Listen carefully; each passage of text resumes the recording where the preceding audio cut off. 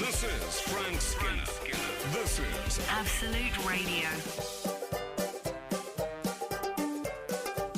This is Frank Skinner on Absolute Radio with Emily Dean and Alan Cochrane. You can text the show on 81215, follow the show on Twitter and Instagram at Frank on the Radio. Email the show via the Absolute Radio website. Morning, Peter. Morning, Jim. Morning, Richie. Yes, it's lovely to be here. We have the producer Sarah is back. She's been away for 2 weeks, swanning around the Lake District. Was it, Sarah? Yeah, really not. I've been up there myself this week. Didn't bump into each other. Weird. Although I did get... Do you remember last week Sarah sent a thing saying that her and her boyf were out and he got his drone? What is this, Heat Magazine, 1997? Right. I remember being on a TV show where the people turned up with a drone only about 6 years ago, and it was like the drone guys have arrived and we all gathered round to look at this thing, and they were like Hell's Angels had come into town. And now someone's on holiday and they say, I'll get me drone out. There's some snaps. Goodness. Yeah. The world's careering down a hill. Well, when I was in Reykjavik, I had one outside. I was at it's just outside Reykjavik, but that's not important right now, near the Blue Lagoon Hotel. Oh, yes. And, they have these very wonderful open windows, these lovely glass windows, and there was a drone right outside my bedchamber. Well, that's always a danger. Early in the morning. Right. That's going to happen a lot. We were talking yesterday, actually, with the crew about the rise of the backpacks are likely to become more popular, and that's going to be peeping Tom heaven. So look forward to that, everyone. Now they're using them. The rescue services now in the lakes are using backpacks to get up the hills to people. I mean, truly, we are living in the modern world. Do you mean jetpacks? Because backpacks, I just pictured. Oh yeah, like backpacks are just bags with stuff in. No, I think that's they've always. What I pictured. And I've always used that. Sorry, ages, thank you. Sure. Thank God. I thought he meant backpacks. I like the idea. You know what, Al? I'm going to award you this. Correzione. Yeah. The old guy's saying backpack. Can we stop him? Put the music on. The old guy's saying backpack. Stop him. Jetpacks. You're absolutely right. So they're flying around the hills rescuing people, which is fantastic. That's clever, isn't it? Chasing what they could do now, isn't it? I say that every week. Yeah, chasing kestrels. All that sort of stuff. So, anyway, so Sarah is back, and it was, I don't know if you remember, it was her birthday while she was away, and the whole system has broken down. So I just walked in, she's standing next to me, and Faye, the assistant, says, can you sign Sarah's card? And I thought, whoa, this is dirty, right in front of her. There's a pile of presents, there was no element of surprise, no theatre. The Gen Zers, they dispense with the ceremony. They don't care. Yeah. So I had to sign. You know that thing where you start thinking I'll put something funny on, and then I think there's certain body language that says, oh, why bother? I don't want people seeing that when it's their card. It's a real bleak card as well. Like an orange card that just said happy birthday on the front. Oh, man. It was like, do you remember those cardboard frames your school photos came in that said season's greetings? It was like that. The whole thing has made me, I just need to have a long shower. Anyway, I'm sorry, Sarah. Well, I've got a confession about that card. Go on. I wasn't really putting as much thought as I should have been. I was distracted. You're being watched. You're being watched by the recipient. That's awful. And I wrote, have a wonderful. And then I stopped and I thought, oh, actually, she's had the birthday 2 weeks ago. Yeah, exactly. So am I going to cross it through? How am I going to deal with this? I did. Do you know what? I spun it a bit. I said, have a wonderful ... year ahead. What do you think? Like it? Good save? I used to favour enjoy the rest of your life when I got dumped. Well, okay, thanks. Enjoy the rest of your life. Just try and get maximum drama out of being dumped. Slightly passive-aggressive. Yeah, well, also, I think that's another good tone for the dumped. is passive aggressive. But although I obviously hated being dumped and it broke my heart and all that, I did love all that part of it, and I love staying in listening to Roy Orbison all night. And it's great. Self-dramatisation, the way forward, you heartbroken out there. Frank Skinner on Absolute Radio. You've been about this week. Yeah, well, I've been in the lakes. That's what I've been doing, which was... Apparently you've been very friendly. Mick O'Donnell ran into you. Did he? I tell you what, a lot of people have been saying, oh, yeah, we saw Tom Cruise, but we couldn't get anywhere near him. And so... In brackets, I suppose you'll have to do is the way it's gone. But thanks, Right. Nick, for that. Isn't that essentially my trajectory? Yeah, well, exactly. I'm happy to be second to Tom Cruise. You're always my first, dear. You complete me. Which apparently is a line from... I want to say Harry Maguire, but it's Jerry Maguire, isn't it? Harry Maguire, I can't imagine saying that. What if he said that to John Stones just before an England game? You complete me. You complete me, John. What? Anyway, I don't know if you got any of that, but it's something he says in Jerry Maguire, one of his big movies. Something he says that isn't show me... he doesn't say show me the money. Someone says it to him. Enough. Okay. Enough of this. I was on the train... Lovely. And here's the thing. My partner, Kath, I'm not saying she's hypochondriacal. I'm not saying it. But she used to work next to a man at Channel 4, and he started writing down the things she said that was wrong with her that day. And when she left, he gave her the whole lengthy ledger of complaints, and one of them was headache caused by wearing a stripy dress. And I was on the train yesterday, and a guy sat in front of me, and he had a lot of product on. And I started feeling a bit headachy after about 20 minutes of inhalation.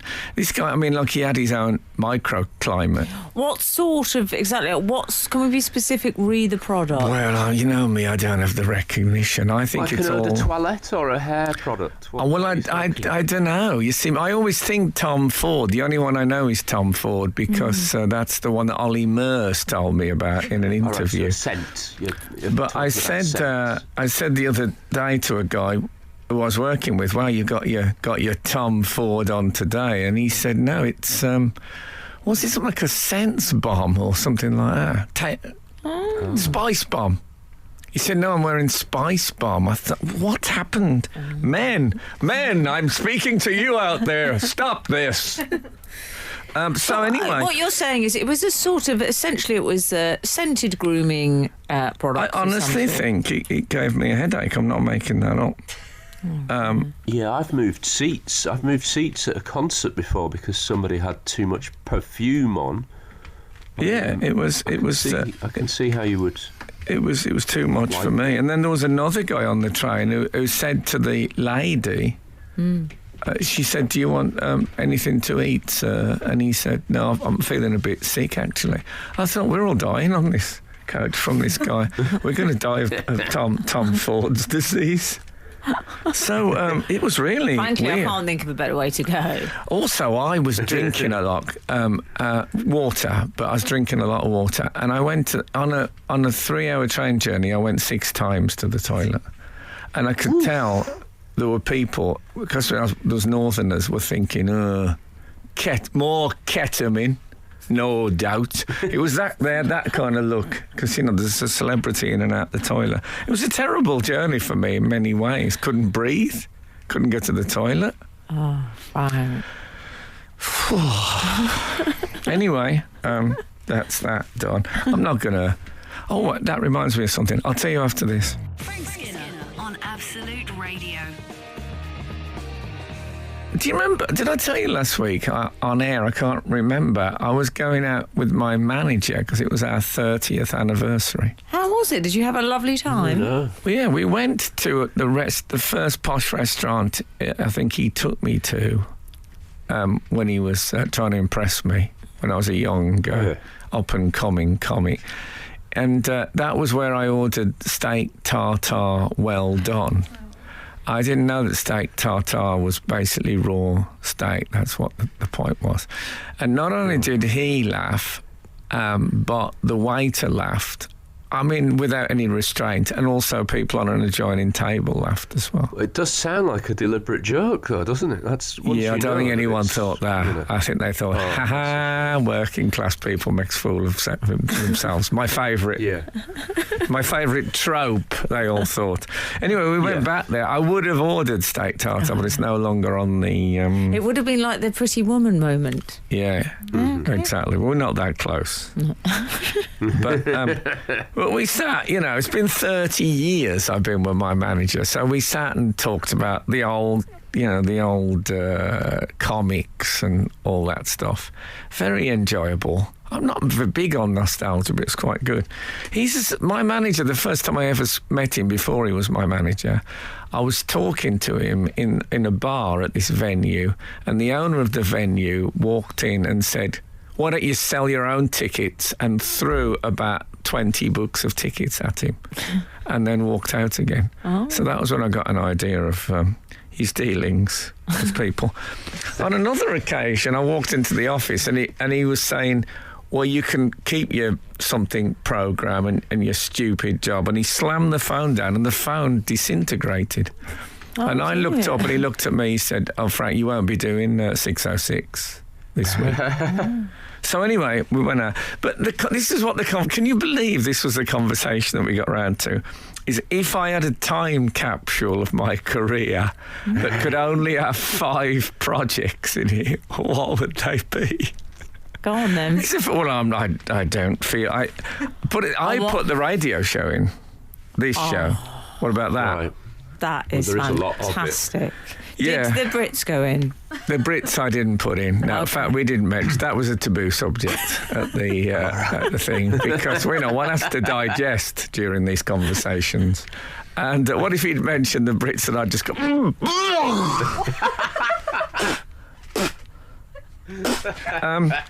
Anyway... it would have been like that steak tartare all over again. Steak tartare. Tartare to that. Did they crack a raw egg on steak tartare? Well, I don't know. I never got it. When they told me what it was, I was horrified. I believe it's mince with a raw egg, isn't it? I believe it's posh roadkill, is what steak tartare is. Anyway, I realised that the 5 he'd put in were... I was doing ones that I'm most proud of. He was doing gross earnings. Yeah. It was a different... criteria altogether. Yeah. Is it a criteria or a criterion? 8-12-15. No, don't waste your money. So yeah, it was nice, but in the end, it was just a lot of time rejecting things that I'd done as not good enough for my time capsule. It wasn't the tone I wanted to on an anniversary. It's like if couples should start saying the 5 episodes in their relationship that would go in the time capsule, and then rejecting. Well, what about when Douglas was born? Sorry, that doesn't make my top 5. You know what I mean? You can imagine the tension. Try it. Any guys out there, anniversary coming up, get your time capsule ready. Frank Skinner on Absolute Radio. We've had a review in. Oh, yeah? Regarding... Do you remember at the beginning of the show, you mentioned the card that we'd given the producer? Oh, yeah, the awful card. Yeah. I should say I was reprimanded by the assistant producer that the reason she bought that card is it's made of recycled coffee cups. But you know when recycling stops a couple of stages before the end of the recycling and leaves it still a bit raggedly original? It's a bit like that. It's a shade of pumpkin that only a die-hard Halloween fan could love. Yeah, I mean, we could have just squashed a coffee cup and written happy birthday on it. Well, looks like we did. Just eliminate the middleman. So, woman! Fishy Bob has got in touch to say he has a comment. We put a picture of the card up on social media, and Fishy Bob says, very Route 1. Yeah, well, it says happy birthday and that's it. so I know what fishy Bob means. Yeah. And we also have Todder wants to know, didn't you pop a tenner in, Frank? No, I don't. I did that recently, actually, for Victoria Coram Mitchell. I put a £5 in her card. And She's doing all right. And she said, thank you very much. She sent me a text, and I thought, oh, hold on. Has she got it? You know, because she pretty gets everything. And I said, you know, it was ironic. And she said, I know it was ironic, but I still felt quite excited that I had that £5 to spend on anything I liked. So, you know, it's not completely wasted, a note in the card. No, it's good. Not at all. Can I... you know, I'm going to say it again, I've been away filming for the last 3 weeks. I come back at the weekends. Yeah. I'm done with it now. So I've been taking... obviously, I miss my child. So last week I took him out, I bought him some comics and some new trainers, and then we went to see, I can't remember what it's called, Shang-Chi and the Legend of the Ten Ring. I'm doing the divorce father at weekends bit while we're doing this. All in one go. Yeah, I should be halfway up Westminster Abbey dressed as Captain America any time now. But so that's all been lovely. And some of the stuff I've been doing, I've been in the lakes, and this is very you, Emily. I ended up in the back of a quad bike thing, like a little basket in the back with 4 sheepdogs. Oh. 4. I mean, I call that heaven. Well, it was a bit cold up there, and I drew them to me. I took them in an embrace, and they were very warming. Nice. If anyone's got a badly insulated house, sheepdogs, I would recommend. What's the collective noun for them? Is it a flock of sheepdogs? Like, I hope not. That would cause a bit of a stir, wouldn't it? How did you find the sheepdogs? You know what? A shepherd. I tell you what I like. They found me. Yeah. I tell you what I liked about them is that they really went for the cuddling and the love, which I didn't think they would, because sheepdogs are a bit like the police, aren't they? You know what I mean? They're in a role of authority, and they basically are in a situation they just hang out with their own most of the time, you know, because people are unsettled about mixing with them. And there was a real sense of, I had honestly my arms around all 4 of them. They were all, and there was honestly a sense of them thinking, you know what, we don't get enough of this in our line of work. But Frank, they have the authority, but they also have the Rick Parfitt hairdo, which I respect. Well, yeah, you never respected it on Rick Parfitt. You've changed. I just thought it was great to be, you know, I felt like I was on the shop floor of farming. And of course the farmer's very no-nonsense, and, you know, well, you know, but they were yesterday, and they'll do this and all that. And I was just thinking, they smell awful, but even so, you know, they're at work. That's fair enough. Yeah. But yeah, I would recommend them for lagging. Beautiful. You get all the best tips here on the Frank Skinner Show. Frank Skinner. Absolute Radio. We've had a text in. Mm-hmm. Happy birthday, Anne. Are you at home? I have a little something for you. It's Debbie, by the way. Mm.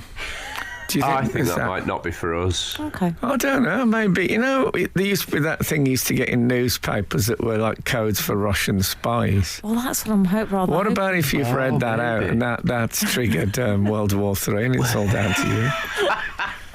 Be a great underhand way of starting World War III to send a text to Absolute Radio. I do not want that on this show's Wikipedia. No, exactly. It's a real shame. Big Gloucester thing, you know, overlooked by the Avivas, but except all that would be listed about the show, and then at the end it says started World War III with a text. I think, to be fair, we're guaranteed a spot in your time capsule now, though. Yeah. We've had some if we start World War III. We've also had some reviews in for the birthday card, Frank. Oh, yeah. Bleak. Yeah. Pinderfield says, did it come with garage flowers? Garage flowers, a little bit of carbon monoxide underneath every petal. Yeah. Dan Smith, all it's missing is a full stop at the end. Yeah, should one punctuate happy birthday? I think a full stop at the end feels rather, I don't know, it feels a bit cold. I think people used to send me happy birthday with ... on the end, but as I've got older, they've stopped doing it. They've just sent the full stop. I think I would interpret the or exclamation mark, I guess. Nothing here. Another one. Well done. I would interpret a full stop as a sort of happy birthday for what it's worth. Right, yeah. Yeah, that might be right. But then I interpret most things as that. I'm getting a bit of a... do you remember Little Plum, who was a Native American who appeared in the Beano? And he was a thin person with his bowling ball belly. And I have just, while I've been away, I've just been dining like a king. I had a suet pudding the other night. I mean, nice. You know when like steak and kidney pies and fattening enough, you have to have a suet cover. It's like it's in like a wet leather envelope full of meat. Who were you eating with? Charles Dickens? He was What there. was it? Actually, was it God, he just goes suet on. pudding, or was it jam roly-poly? Or No, it was steak and kidney suet pudding. Oh, right. Yeah, exactly. Charles That's what I Dickens. thought. God, he goes on. The review by Frank. Exactly. He does go on a bit. Shorter books, Charles. Oh, not another character, Charles. Okay, they're colourful and, and beautifully described, but do we need them? Well, the thing is, you say, yeah, I know you always say that, mate. Charles Dickens' publisher there in A Little Slice of Life. You're getting warmed up for the Frank Skinner Prose podcast. Yeah, exactly. But I'm doing a podcast with Charles Dickens.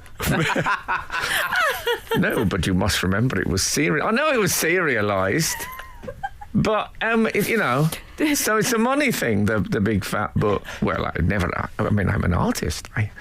And you treated your wife like dirt. Why bring that? I said I won't do it if you bring that up. Yes, that's Dickens that. and Skinner unplanned. But, man, I'm packing some now. I don't like it. Whoa, I predict a diet. Oh, man. You hear that? That's actually my Little Plum. Oh. Not a bad little drumming rhythm. I went in a rowing boat yesterday. I've never been in a rowing boat before. Oh, how was it? Well, was I anxious is the question. If the police went... when the police go through people's phones when they've done something bad to see what texts they've sent and all When that. they do that on 24 Hours in Police Custody, I can't even look. Well, I was rowing on the Thursday I was rowing. On the Thursday morning at 3:40 a.m. they would see on my phone that I'd Google, can you drown in a life jacket? So I was anxious. As it turned out, it was great. Oh, did you enjoy it? I said to the boatman, could I drown in this lake? He said, it's 60 feet deep, so... Yes. Thanks. But now I'm thinking of buying one. I love it now. Row. I actually sang that Oops, Upside Your Head. I actually got to sing that sort That's of nice in for everyone. situ. This is Frank Skinner. This is Absolute Radio. This is Frank Skinner on Absolute Radio with Emily Dean and Alan Cochrane. You can text the show on 81215. Follow the show on Twitter and Instagram at Frank on the Radio, or email the show via the Absolute Radio website. So many ways to get in touch. Has anyone got in touch? They have. I'd like to share this tweet from @AnotherBrick. Okay. Oh, Pink Floyd Pink fan. Floyd enthusiast. Do you know what that means, Frank? Yeah. My favourite, the Go public on. school boys from Pink Floyd. Go on. Hey, Provost, leave those kids alone. Another Brick has said of the card that I'm afraid we've been ruthlessly... I mean, some of the things we've said about this card, Frank. It was sent with love, obviously. Oh, was it? No, it was. Another Brick says, did you make it yourself?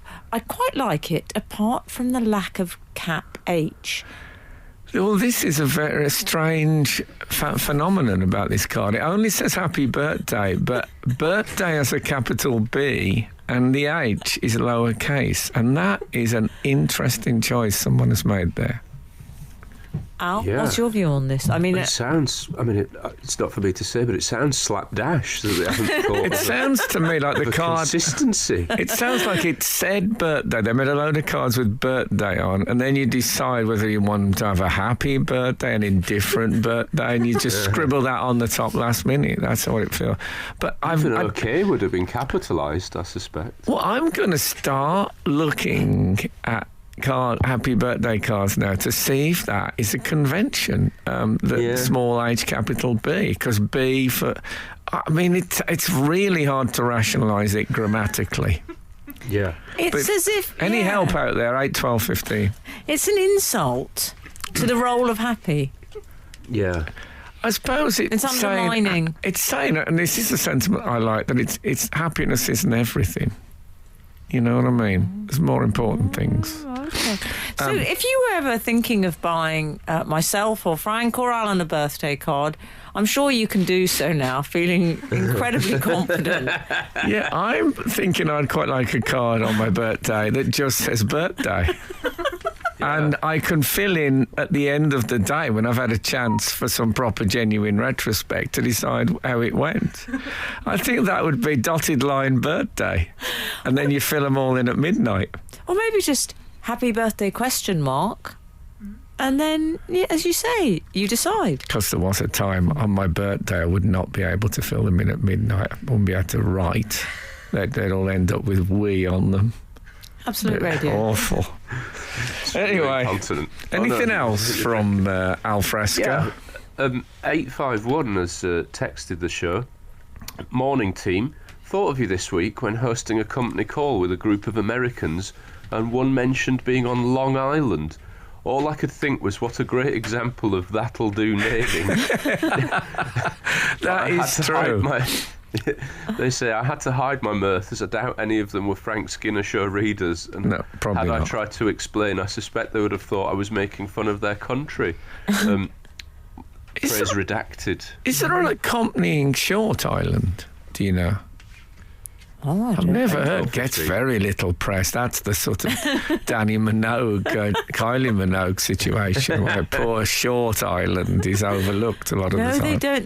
There's Little Rock is the.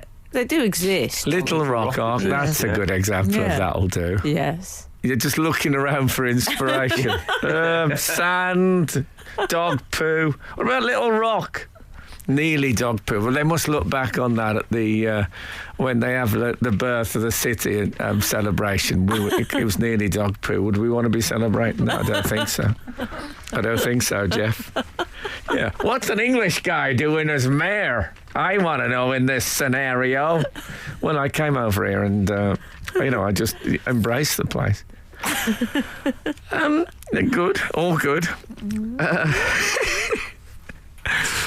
I was looking at. There's a thing. I was just talking to Emily about. There's a thing on the BBC News site that gives you the whole day's front pages of the newspapers. I haven't really bought a newspaper for about a year and a half. No. But hold on. I'm just. I've been told by the producer I can't continue with this. Well, what have you done now? Well, as she really creeps around so you don't notice that, and then says the time is that you've done too long on this, and you don't even pick it up at the corner of your eye. Okay. And then you realise you've started a new thing, like I'm doing now to some extent. Yeah. That happened. Okay. Frank Skinner on Absolute Radio. So anyway, I was looking at the front pages, and it's a long time since I've laughed at a tabloid headline. It's a kind of an 80s thing that's been overdone. But on the front of the Daily Star, there was some Extinction Rebellion people sitting on the M25 stopping the traffic, talking about how traffic and carbon monoxide and all the damage that does. Yeah, they caused a car crash, didn't they? Did they? Yeah. Oh, well, anyway. Good people. Well, I sympathise with their conviction. Anyway, Well, I do. Anyway, the front line, the Star didn't. The Star, the headline was "Have a day off, Tarquin." Now, that's an interest. Is there anyone called Tarquin anymore? Have a day off, Tarquin, and then it said underneath, "Posh people stop ordinary people going to work." That was the something. I thought, wow, this is the Morning Star. If they'd have gone this way, it could have changed history.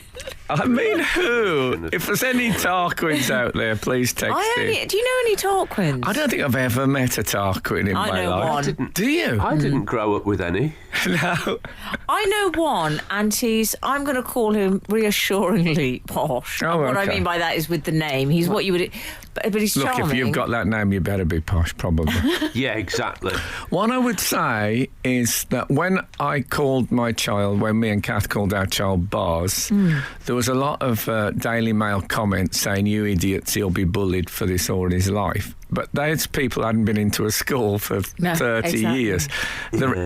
There's always some interesting names. Chrysanthemum, you're trampled in the rush. Yeah, it's not all John and Karen anymore. The other name I felt, that's good, who sat in the posh name chair, it was very much Tarquin and also Tristram for a while. Tristram is, Yeah. So you can't do these and then that person have a strong regional accent, can you? You can't go, Tarquin. But Tristram was the one that A.A. Gill used to use in the Sunday Times, the critic. Oh, did he? I always thought was posh. He certainly sounded posh. And you can't have posh people mocking posh people. I mean, stick together, guys. Yeah. Anyway, that was that. Yeah. But the one person that featured on the cover of every newspaper, guess who it was? Boris Johnson. No, not even Boris Johnson. What's his name? Biden. Joe Biden. No, you're going to have to go female. The girl tennis player. Raducanu. As you say, the girl tennis player. That's fame. I know how cruel fame can be. Frank Skinner on Absolute Radio. Where were we? We were about to discuss Emma Raducanu. Am I saying that right? Because I've not actually heard any radio or television about her. I've just seen news story after news story. So I feel a bit like when I mispronounced sandwiches at school. Or when read it. where Jimmy Hill said, and the ball goes to Cantona. Oh. When Eric Cantona went to... Yeah, well, I don't love tennis, but I like it. Do you think that would have been a hit if someone, instead of "I don't like cricket, I love it," if someone had brought out "I don't love tennis, I like it"? It's all about moderation and... I would say you have a healthy overview of sport. I think you're something of a renaissance man when it comes to sport. I never get fully through this sentence normally without people going, "Whey!" But I prefer women's tennis. Because, thank you, it's shorter. Men's tennis just goes on and on. It's like flying to Sydney, watching 5 sets of 10. And like when I fly to Sydney, I end up reading something, maybe watching a movie in the middle of it. But 3 sets, I'm all right with that. Well, So- see, I like men's tennis, so you see, that works out well. I like that. I like the endurance of it. Oh, no, too long. Yeah. It's a bit too long. I remember a priest saying that about when his mum used to read the rosary. And Mummy would do the rosary and Daddy would do all the trimmings. And I used to think I was a bit too long, but looking back I was nice. Anyway... and some good chats with priests about, isn't there? Oh, I'll say. So maybe I should get into it. Yeah, so I watched it. Oh, did you? I watched it. The final. Did Kath get involved? No, Kath went to bed. But she started watching it, and then she's even got less tennis endurance than me. But I thought, I'm going to be all right. And she's good, Raducanu, because she tends to win in straight sets. That's even shorter. But I realised Match of the Day was on, and I thought, oh my God, I'm watching tennis, and Match of the Day is on the other side, and I'm sticking with the tennis. And so I watched Match of the Day recorded then from the beginning. And at some point, Gary Lineker said, I have to say, with all, apologies, but we've actually been watching the Emma Raducanu game rather than concentrating on the football. Yeah. So then I felt better. Yeah. So, yes, it was... It's extraordinary. Well, yeah. Can I say, Gary, I stuck with you and I watched Raducanu on catch-up. Thank you. Well, what about that? You watched Match of the Day and I watched the women's tennis. The world's upside down now. Frank Skinner. Frank Skinner. Absolute Radio. So, Raducanu, Yes. we should discuss. Well, she's the sports person du jour, I would say. Imagine if she doesn't win Sports Personality of the Year. Oh, no, she will do. I'll tell you what I was a bit disappointed by. At the end, her opponent, who'd got absolutely furious at one point, but got nice again at the end, said, congratulations to Emma and her team. And then Emma says, I think of her as Emma now. Oh, she's RM. RM.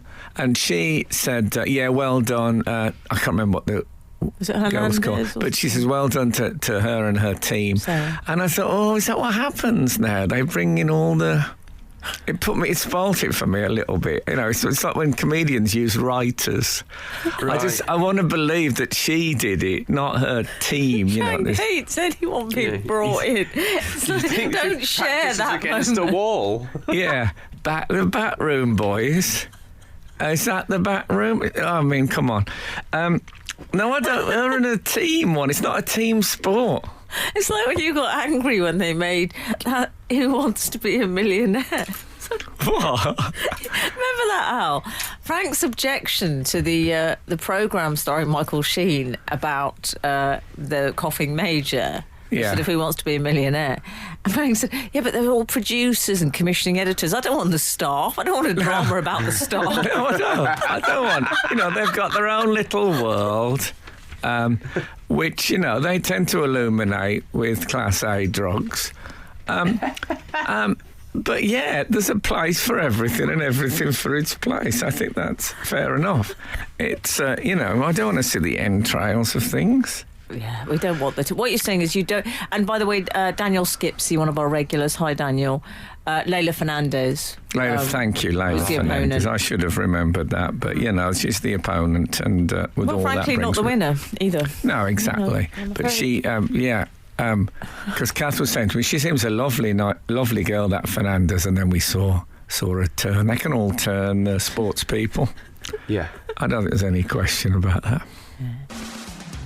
Frank Skinner. Frank Skinner. Absolute Radio. Absolute Radio. We were talking about Emma Raducanu.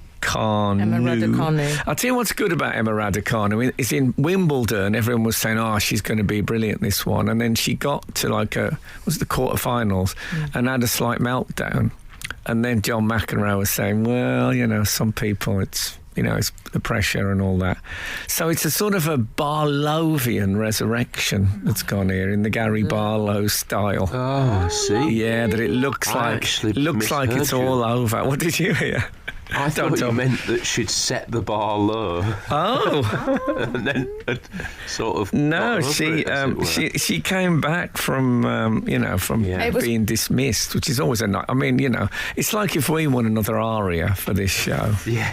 No, it's not. Having been in the wilderness years. It's worth saying, she's only 18. Only 18. You always have to say that. I spent my 18th year sulking. I did not win any major tennis tournaments, so fair play. No, I think if you had, surely you'd have mentioned it by now on the show. Well, if you'd won one of the Grand Slams. Achievements pretty close to my chest, actually, but I haven't. I find with young people achieving things, there's a general sense that we've all had a sort of a memory lapse, because they always say, and people forget that she's only 18. No, we don't, because they're always saying, and people forget she's only 18, so of course we remember. But yeah, they're all young though, aren't they? Those breakthrough tennis. Well, well, this is the thing, is that it's like we often say on this show, you can say I'm only 18. When is the cut-off point, Frank? I've told you. 27, isn't it? You can't be only You can't 27. say you're only 27. What I'm saying, guys, is hurry up. Done. That's all done and dusted Hurry by up. 27. She trousered 1.8 million, though. I didn't see that coming, because it was something like 2.6 million. I was watching the thing at the end, and they said you receive a cheque for $2.6 million. I thought, way. I didn't. When I won the Perrier, I got 1,500 quid. Yeah, but Not bad, though. who gave It was still to you? nice. Who presented it to you? I'll be someone good back in that day. It's awful, but I can't remember. Okay. Okay. I think when I sorry was to put you on the 18, I spot. made about maybe 400 or 500 quid that year working in the shipping in Murfield. Yeah, but I think, as we mentioned, you didn't win a Grand Slam You've tournament. got Yeah, to I stop forgot comparing to do yourself. Don't put yourself down like this. Do you think everyone's sitting home comparing Alan Cochrane to Emma Raducanu? How different. Aren't they? Remember, people used to be a remark that people made is, say, if you were at home and someone broke in with alarming ferocity, someone would say, "How unlike the home life of our own dear Queen." That's the thing people used to say. But of course, we didn't know that for certain. No. And let's face it, we've learnt more and more. Frank Skinner on Absolute Radio. This is Frank Skinner on Absolute Radio with Emily Dean and Alan Cochrane. You can text the show on 81215, follow the show on Twitter and Instagram at Frank on the Radio, or email the show via the Absolute Radio website, if you please. Emma Raducanu, she said, when asked about the prize money, 1.8 million Pounds, yeah. pounds, she said her parents are going to sort out her prize money, which is great. I would say, as a former child actor, Yeah. maybe lawyer up. Oh, okay. Yeah. Trusting of her. Trusting. Yeah, Gary Coleman is all I can think. Gary no Coleman further was questions in. at this time. Okay, Gary Coleman was in an American sitcom, Different Strokes. Yes. And when he love Different got to 18, I think, to get all his money, his parents had basically spent it. Imagine that. And that ended up in court. Yeah. However, Why are you crying, Em? However, I enjoyed this. They had a quote from her. I believe her parents are lovely people, and they don't seem sort of starry and interested. They seem, they didn't come, to be fair, because I believe they were unable to. I kind of like that. It's a bit too far to go. Well, I think they're quite cool about it. And also, I think a lot of the young tennis players, they decide early on they're going to be, and then they get homeschooled and they just play tennis. She just went to a normal school and stuff. So, she is our lovable girl next door. I think the parents seem to have done a good job, and they don't seem like helicopter parents. However, I am interested in the sound of Nicolina, the paternal grandmother in Bucharest, who apparently said, she was asked about it, and she said, "I've never told anyone I'm the grandmother of a Grand Slam champion. I'm a very modest woman." Nice. She told the Daily Mail. Also, it wouldn't have been factually accurate if she'd done it before. No, she was a Grand Slam. She hasn't had that long to tell people that. I like the sound of Nicolina. I'm a very modest woman. Discuss. It's... Isn't it a bit like saying, I'm not someone who likes listing all my virtues? But you're going to, for a grandma, that's going to be... Can you imagine the old pride factor? Fantastic. That's what you call it now, the old pride factor. Yeah. Her saying she's a very modest woman, it's sort of the inverse of Paul Ince calling himself the governor and asking everyone else to say he's the governor. I'm just saying, I think, Nicolina sounds a bit... You get her a Gucci bag at Christmas, next thing you know, it's suites at the Ritz-Carlton Yeah. and Pomeranians. Okay? Watch that one. Anyway, the big debate, of course, the big tennis debate after all this is what are they going to call that mound at Wimbledon Yes. that fans sit on, which has been, what has it been? It's been Henman Hill. Yeah. It was Murray Mound. Murray Mound, yeah. Is that it? Did they try and do something with Greg Rudetsky? Oh, I hope so. Radetsky. I think they called it Greg Residensky. Oh, very good, He Al. lived there. No, I just made that up. You see, Greg Gorge. they and could have they've called it. suggested. What was it? Greg Gorge. Greg Gorge. I like Cheddar Gorge. Yeah, exactly, but it's not actually a gorge. But never mind. It's not he really was a ma- gorged, though. Aye. I'm quite a fan of it Like being. with Louis Spence. I think it should be Henman Hill like forever, because to me that's more representative of British tennis than Emma Raducanu, because that thing of never quite making it is very British tennis, isn't it? And I like the idea of it. It's like the uphill struggle, all on Henman Hill. So I'd really like them to stick with Henman that. Hell. Yeah, it's no good naming it after winners all the time. Let's go with the nearly man. I kind of like that. So what have they suggested as possibilities? There's Raducanu Ridge, was Yeah, there? Raducanu Rise. See, also, for me, if she's going to be, I think she needs to get her shortened, because Emma Raducanu has too many syllables. I'm thinking Emrad.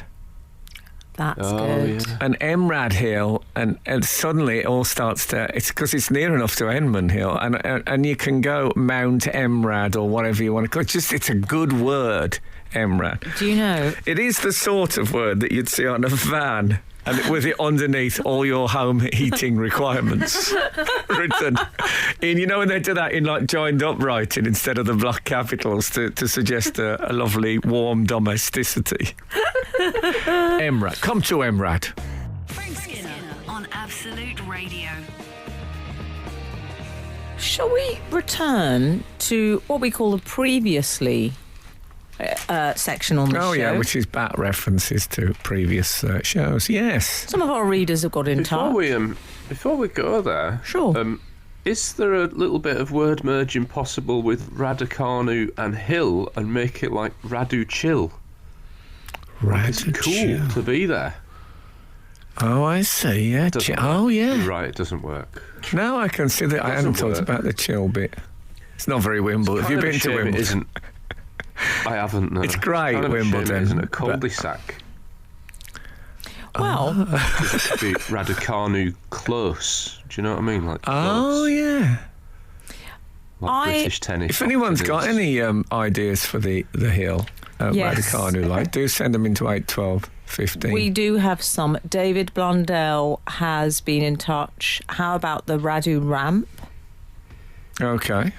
And Oh, then yeah. Dave has reminded us, one Dave Hendo has reminded us that they tried Rudetsky Ridge, Frank. Oh, did they? That's a bit like Rhodesian Ridgeback, though, isn't it? The dog breed, and that would have confused people. Oh, yeah. Although I think the Crofts Wimbledon overflow is they're quite similar. Yeah. Yeah. Okay. Yeah. Let's go to our... Sorry, I interrupted Emily. That's all right. We interrupt Listen. each other all the time, Al. Let's Listen, what you need to know about me is I'm a very modest woman. Yeah. I told the Daily Mail only this morning. Can I take us back to... Let's go back in my time machine to the 12th of September.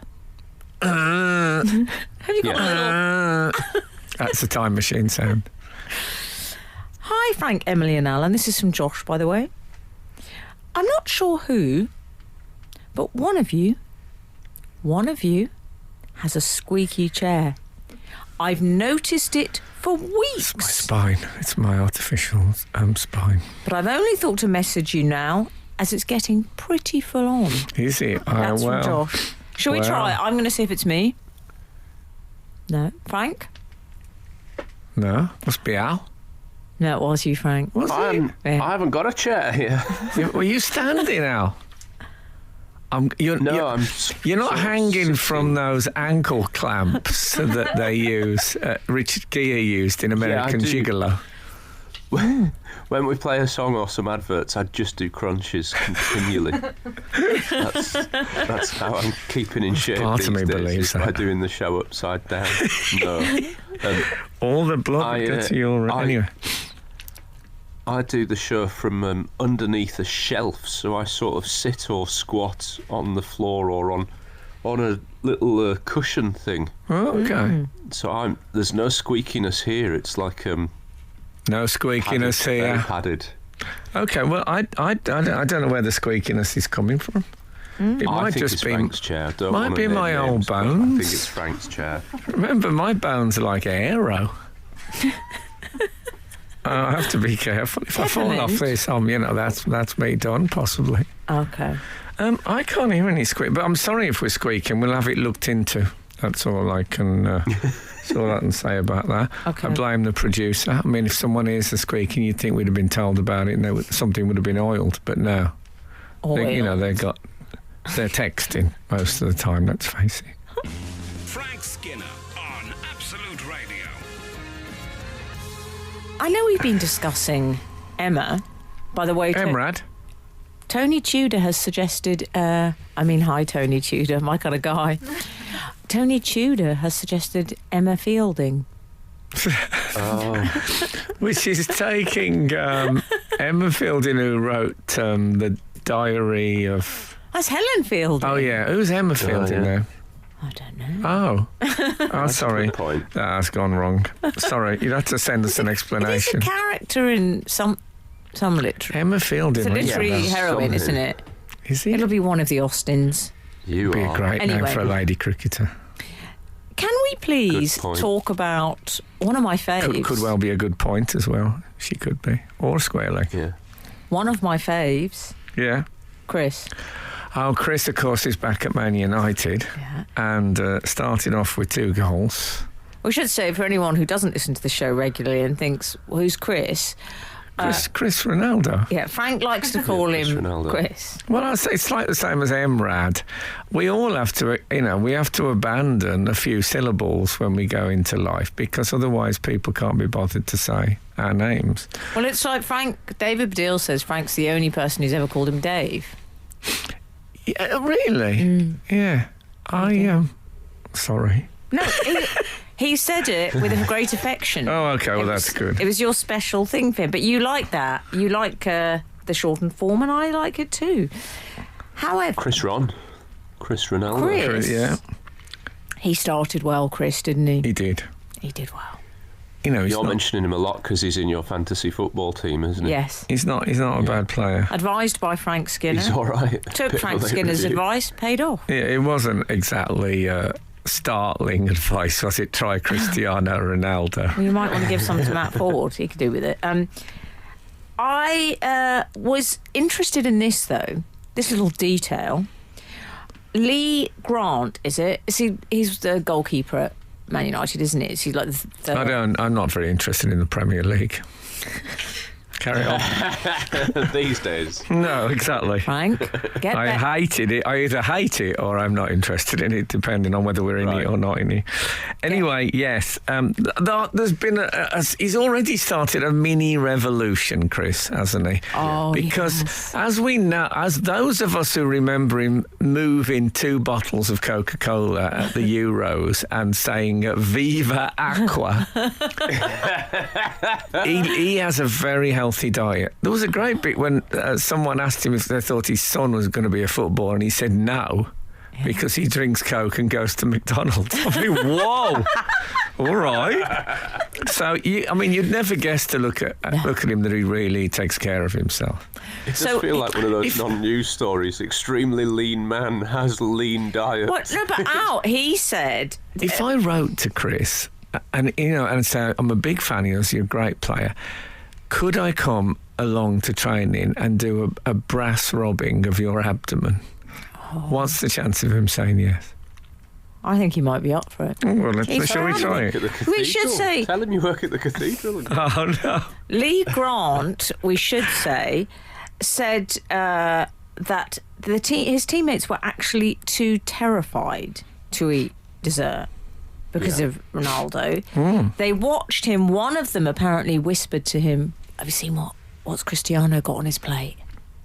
The answer was boiled eggs, avocado and quinoa. This is on a Friday night where they often have, as Lee Grant put it, did you like the way he put it, guys? He said usually on a Friday night there's a few cheat foods, bit of apple crumble and custard, or you've got a bit of brownie and cream. You've got a... So footballer. Revolutionised the place though already. Not one went up for a bit of brownie and cream or apple crumble. What's that film where she says, "I'll have what she's having"? They basically did a version of that where they said, "I'll not have what he's not having." I'll have what he's not having. Yeah. But I mean, it's when Cantona went into there, he did all this extra training that none of the others did. Yeah. Even though he was like the best player. And then like Beckham and Ryan Giggs and Scholes, they all started copying him. So it can revolutionise. It's a slight worry that these inspirational figures always come from overseas. Discuss. Frank Skinner on Absolute Radio. One of my favourite novels of all time is a thing called The Discovery of Heaven by Harry Mulisch. In that, it says that, I can't remember the exact numbers, but it's something like 3% of people are evil and 3% of people are very, very good. And it's the rest are followers. So...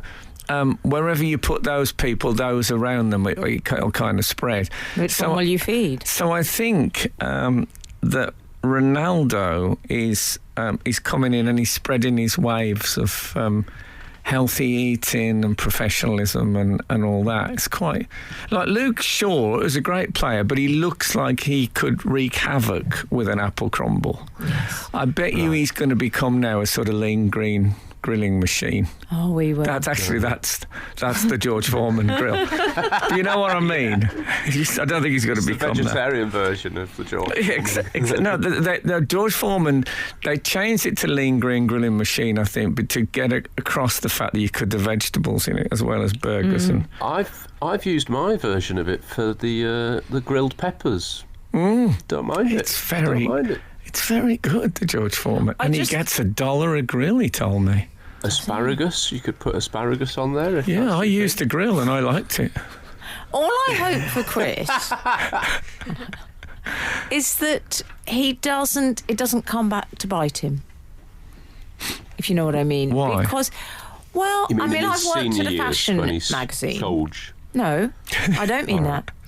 I have worked at a fashion magazine. Yes. And there's been a lot of, "Are you eating that?" going around. Yeah. And I'm just saying, there is a very famous story, which is sort of legendary if you worked in a fashion magazine, of the intern who got her revenge on the boss, the calorie counting obsessed boss. For a year, she went to get her coffees and got her full fat milk instead of skimmed, I'm afraid. Outrageous. That could have killed her. Absolutely yummy. It's the sort of fashion industry version of like those poisonous stories you used to get. Is the point of this parable that the boss had a really happy year? Yes. Well, I think she left her a note when she left. There was a post-it note saying, "I've hated working for you, blah, blah, blah. By the PS, I've been getting you full-fat milk lattes every day for the last year." Man, the shock of it. It was a big moment. Well, I knew a woman who did these sports. I don't want to name her, but she'd been a very successful sports person, and she became like a sports motivational person and went around working with. And she said that athletes, for example, would train, say, 6 hours a day for 2 years to take 0.0 of a second off their best time. That was their level of dedication. She said, when I work with footballers, they'll say things, well, like, I can't kick it with my left foot at all, but, I've got all the stuff to do. Yeah. So it is a very different world, and I think Ronaldo brings some of the athlete with him. I mean, those guys who can't use their left foot or their right foot have 20 minutes a day at the end of practice. Good point. For goodness sake. I know. Ollie, as I like to call him, the gaffer, Ollie was, he got quite defensive, which I liked. Oh, yeah, he said, it's not that we were having junk food. we know what you were having. You were having brownies and crumble and custard. What are you calling that stuff? Yeah, he was caught out, Ollie. I imagine Ollie likes a rolled herring mop. Do you know he likes to settle down with a bit of herring and a nice Ibsen to go through? Yeah, well, I was in Iceland once, which it's still Scandinavia, I believe, and we had putrefied shark, which is a shark which they bury in the ground until it rots. Oh. Yeah. Imagine the team gathering around one of those. I tell you, it was like having Vic. It went through all the orifices. Frank Skinner. Absolute Radio. Anyway. We've been discussing the Cristiano Ronaldo story where he's gone to Manchester United and they all copied him in eating or not eating dessert because he had the cleanest dinner they'd ever seen, basically. Yeah. I think he's missed a trick here. I think he could, and he's got a bit of money, that's not a news story. I think he could have employed one of those food technician specialists to make loads of healthy food look like cake, like avocado and, whatever else. And then he could have just ate like 10, maybe 20 fake desserts with it all over his face, like that Monty Python sketch. Oh, yeah. They would all be like, "Wow, I never thought Chris would be that. Look at him, he's ploughing in the kit," but secretly he knows that it's good for him. And then they would have all copied him, and it would have been a laugh, wouldn't it? When he would have destroyed his teammates with obesity. Actually, I never thought about the consequences. Yeah, and becomes a one-man show. He'd hate that. He wouldn't want that. It's not what Chris Harold wants. Larwood, who used to be England's star. Harold, don't leave me, Harold.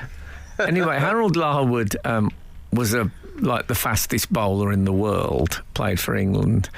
And, when they they have a drinks break at the cricket. Harold Larwood, they used to bring out a pint of bitter for Harold Larwood, and he would knock that back and then carry on playing test match cricket. So, the theories have changed a little bit. I remember an Arsenal player, who I probably shouldn't name, talking to me when Arsene Wenger first arrived there, and I said, "How's it going?" He said, "He's took the jelly bean bowl away." I said, "What's that?" He said, "Well, we have a massive bowl of jelly beans, and just before you go on the pitch, you scoop out a big handful and cram them down, and it gives you energy, He said he's took that away. I remember being on the phone to an Arsenal player who I also won't name, and mentioned, thank you, Alan, mentioned a teammate of his and said, "Oh, sorry, he's just having a fag." And this was on match day, can I say? Was that pre-Wenger? It was. Yeah, it was in the George Graham years. They said this guy. Remember, I've seen Arsene Wenger eating an apple with a knife and fork in a hotel restaurant. But he was very keen on stretching first thing in the morning before a game. And the way he started off doing that and motivating them was Wenger put both of his feet behind his head. And he was so flexible, all the players thought, hold on, if this old geezer can do it, he's probably 40, we better get to it. So that's how he fired him up. Well, all I can say is pass the apple and the knife and fork to Mikel Arteta, please. Because whatever it worked, and it's not working now. Well, I would. Wouldn't you love to have a framed photo of Arsene Wenger on your wall with his feet behind his head? Yeah. That'd be a great picture. Oh, man. Be like one of those old gurning contests where they used to look through a horse collar and pull faces. It's got long, thin legs as well. It'd be great. As the old Elvis Presley song says about yoga, there's one called Yoga Is As Yoga Does, and he talks about being twisted like a pretzel, and that's how it sounds with arson. Thank you very much. Okay. You're right, Elvis. It's all in my throat. Elvis, get it. Oh, very much. Chris wouldn't like his diet, Frank. No, but he had other pressures. Thank you for listening. I don't think I've been on top form today. I'll be straight with you. Oh, I think you've been lovely. Oh, I apologise to all of you. But next week I'll be back. Don't worry. It's like I feel this week I've been Raducanu's meltdown at Wimbledon, and next week's the Grand Slam. Okay. That's what I'm hoping for. Okay, anyway, thanks for that. And if the good Lord spares us and the creeks don't rise, we'll be back again this time next week. Now get out. This is Frank Skinner. This is Absolute Radio.